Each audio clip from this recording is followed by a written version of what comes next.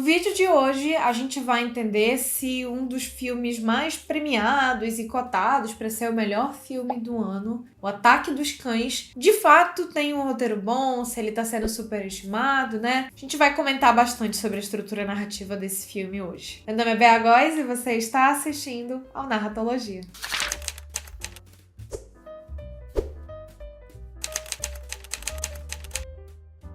Curioso, né, gente? Eu sinto que a gente tá passando por um momento, não sei se por conta da pandemia, né? Certamente ainda vão haver artigos e estudos sobre isso, mas a gente tá passando por um momento, né, de uma forma geral, em que a gente tem vários filmes com uma narrativa mais moderna, né, que estão sendo passados, transmitidos e premiados, né? Isso é muito curioso porque a gente não costumava, né, ter esse tipo de filme, principalmente filmes mais aceitos pelo público, né? E hoje eu vejo que o público, ele tá aceitando cada vez mais filmes com uma narrativa mais moderna, acho que principalmente depois de todo esse período de pandemia que a gente viveu, né? Eu sinto que a gente vê muito nas premiações, antes a gente até tinha um equilíbrio um pouco maior, mas hoje nas premiações mais pops, né, como Globo de Ouro e Oscar, a gente vê essa presença muito grande de filmes que não são de narrativa clássica, né? Pelo menos eu até agora, o único filme de narrativa clássica que eu assisti das premiações foi o do Will Smith, lá que é clássico com melodrama, esse é clássicozão, assim, de Oscar. Esse que é o filme típico de Oscar, né? Muito provavelmente o Amor Sublime Amor também, ainda não assisti, né? Mas eu conheço a história, sei que é um musical, né? Então muito provavelmente ele também é nessa pegada, mas a gente vê, na realidade, essas premiações que têm um histórico de premiar filmes mais melodramáticos, grandiosos, desde a sua origem, né? Como é o Oscar e o Globo de Ouro, premiando filmes que não são muito clássicos, né? E a gente teve agora, então, O Ataque dos Cães ganhando no Globo de Ouro melhor filme e melhor direção, prêmios extremamente relevantes. Obviamente, neste vídeo eu vou dar spoilers para vocês sobre este filme, sobre a narrativa do Ataque dos Cães. Por isso, eu já peço para que você se inscreva no canal, dê um like no vídeo e não se esqueça de compartilhar com aquele seu amigo cinéfilo. Um comentário geral sobre esse filme, galera, é que esse é um filme extremamente delicado, sutil. A maior parte dos eventos principais do filme acontecem no subtexto. Então é um filme que requer muita interpretação, é um filme que precisa de um espectador mais atento. E ao mesmo tempo é um filme que tem alguns traços um pouco mais clássicos, né? O que acontece? O que a gente tem aqui nesse filme de fato? A gente tem, sim, um multiplot, a gente pode considerar esse filme um multiplot, a gente tem aí 3 protagonistas principais, né? A gente tem a personagem da Kirsten Dunst, a gente tem o Phil, né, que é o grande protagonista dessa narrativa, eu já chego lá porque eu acredito que ele seja o grande protagonista. E a gente tem também o personagem do Peter, a gente tem esses 3 personagens ali no iniciozinho, a gente tem o personagem do George também, que movimenta bem a narrativa, né, ele dá um incidente excitante, né, digamos assim. Mas a gente tem principalmente esses 3 aí que trazem conflitos maiores, que trazem conflitos principais. E gente, o personagem do Phil, com relação à sua homossexualidade, principalmente, como ele trata o personagem do Peter, que não ficou explícito, né, pra gente, né, não fica claro se o Peter é homossexual ou não, né, isso não fica explícito no filme, mas é indicado e é apresentado, né, não obrigatoriamente, porque ele tem traços que são considerados mais femininos, que ele é obrigatoriamente um personagem homossexual. Mas até por conta do envolvimento dele com o Phil, a gente tende a entender que ele é um personagem gay também. Mas voltando aqui pro nosso protagonista principal, que é o Phil, né? E o que a gente tem? A gente tem, então, esse personagem que é super machão, viril, né? A gente tá falando de uma época em que nem se cogitava aceitar homossexualidade, né? A gente tá falando de uma coisa que era extremamente velada. Ainda não teve nem guerra, gente.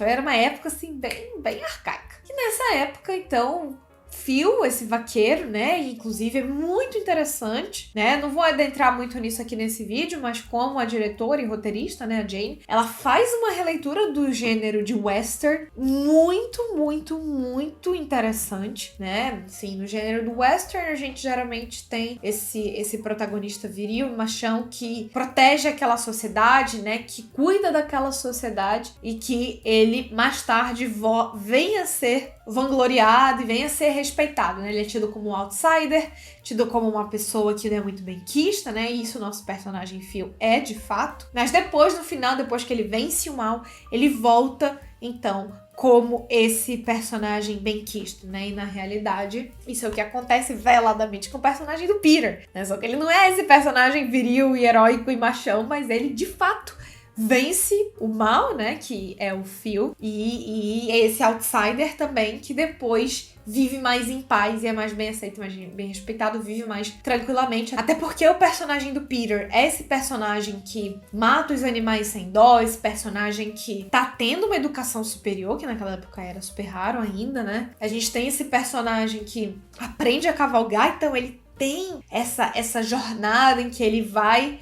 entrando um pouco mais nos padrões e ele, pela mãe dele, ele elimina aquele mal-estar que era o que o Phil trazia para o ambiente da trama. Então, gente, o que a gente tem aqui, né? Uma grande narrativa que deturpa os parâmetros originais do western, né? Que tem, como eu tava falando, essa coisa do personagem viril, heróico, machão, que é tido como outsider e depois é bem aceito na sociedade. A gente fica na expectativa de que o Phil vá fazer isso, mas não é. Quem faz isso, na realidade, é o Peter.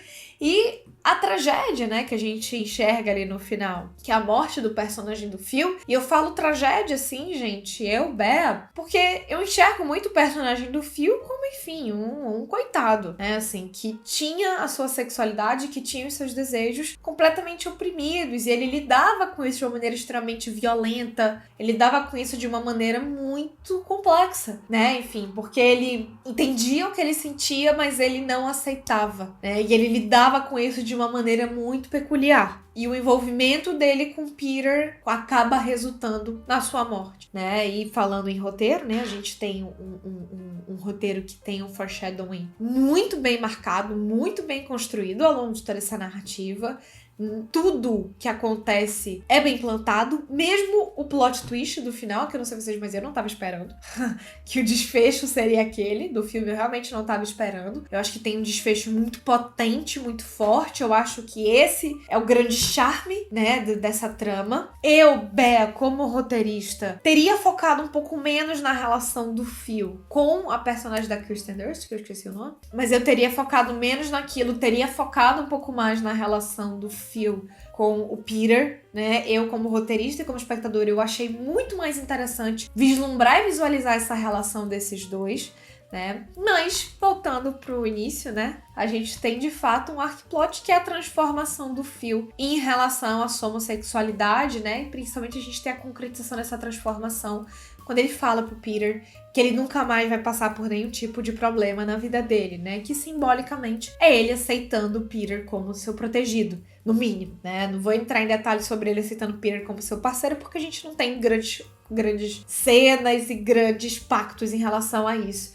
com os personagens, né? Mas a gente tem, de fato, ele prometendo que o Peter não vai mais sofrer na sua vida. Então há, de fato, essa proteção que torna ainda o desfecho mais surpreendente, né? De fato. Mas, ainda assim, a gente tem uma transformação do personagem do Phil. Ele passa por um arc-plot, que é definido ali nos 5 atos narrativos. Tem vídeo sobre esses 5 atos narrativos aqui no canal, né? Como eu já falei pra vocês, vem de uma herança muito mais romana do que grega, né? Os 5 atos narrativos. Mas um panorama geral aqui, né? Porque, enfim, a gente acabou entrando em várias digressões, que é o que esse filme faz também, né? Tem várias estases, né? Que são digressões. Tem ali a trama central, mas eu vou entrando em outros personagens, né? Como se aprofunda muito no alcoolismo da Kirsten Dunst. Ela tá visivelmente doente porque ela vive numa situação ali em que ela sabe que ela não é benquista, ela sabe que ela não é bem-vinda, ela não consegue se sentir bem porque ela sabe que o Phil detesta ela, acha que ela é uma manipuladora, uma interesseira, assim como ele também trata mal o personagem do Peter, e ela pelo menos vislumbra que ele trata mal o personagem do Peter,